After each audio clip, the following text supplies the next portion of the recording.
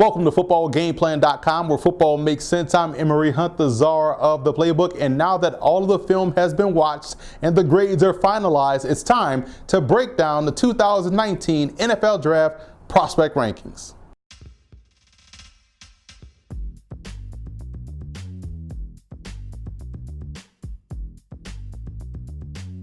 Before we dive into the prospect rankings video, let's take a look at how we go about grading these guys on film.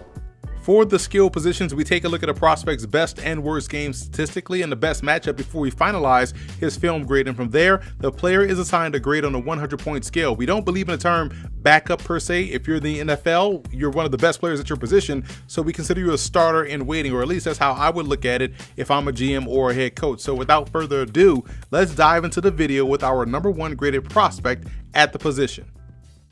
First off, apologies for our graphics guy for getting the wrong logo for the Kentucky Wildcats, but leading off our 2019 NFL Draft class of edge rushers is Josh Allen of Kentucky. What impressed me most about his game is how lengthy and disruptive he is on both ends of defense. He's able to win in the running game with his speed and has great athleticism and versatility. Allen can be strictly a pass rusher or even a sandbacker, in my opinion, because of his ability to drop in zone and also cover in man. He's fluid in all directions and gives you a ton of flexibility on defense.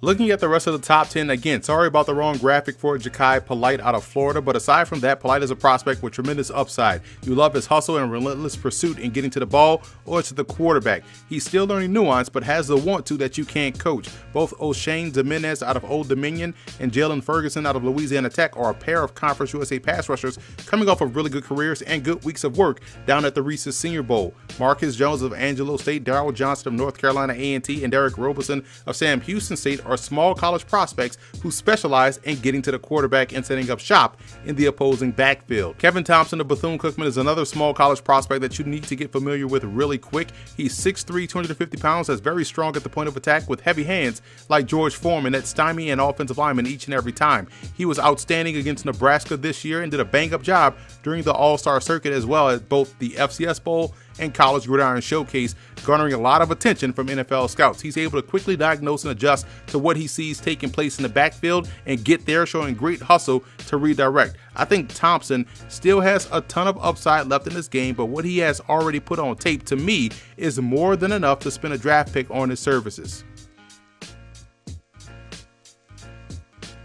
Staying in the state of Florida, traveling down to Florida Tech this time, where our 11th ranked edge rusher in Adonis Davis provides some very good versatility along the defensive line. He's played inside, he's played outside at Florida Tech, but I think he has a home on the edge as a pro. He could eventually grow into a pass rushing 5-tech in the NFL. I think he's got good core strength and can win with both quickness and with power.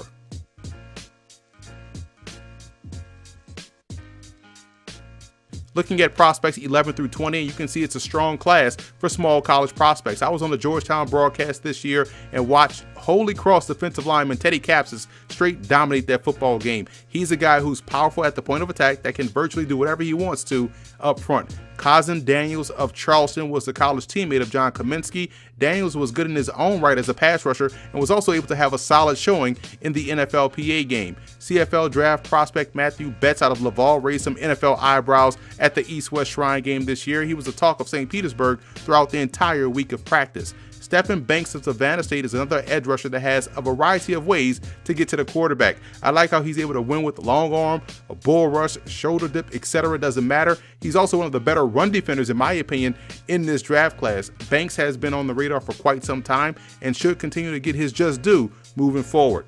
I really like the game of Justin Alexander of Incarnate Word. I think he's much better in the two-point stance than he is with his hand on the ground. He's able to quickly bend standing up and get around an offensive lineman to get to the quarterback. He actually moves quicker on his feet as well, as opposed to coming out of a three-point stance. He uses his hands well and shows the relentlessness necessary to be a disruptive player along the defensive front.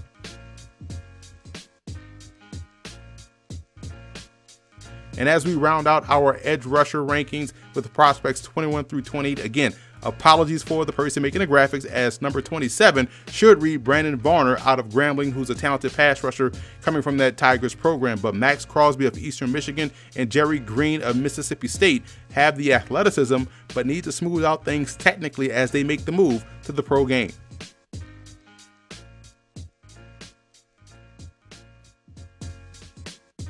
So that's a wrap here from the Football Game Plan Studios. I'm Emery Hunt, the czar of the playbook. Be sure to follow me on all of my social media accounts. And don't forget to check out and subscribe on iTunes to Football Game Plan Podcast. We can find our Scout Team podcast, which has a lot of 2019 NFL Draft prospect interviews. And also be sure to subscribe on YouTube to the Football Game Plan Network, located at youtube.com/footballgameplan.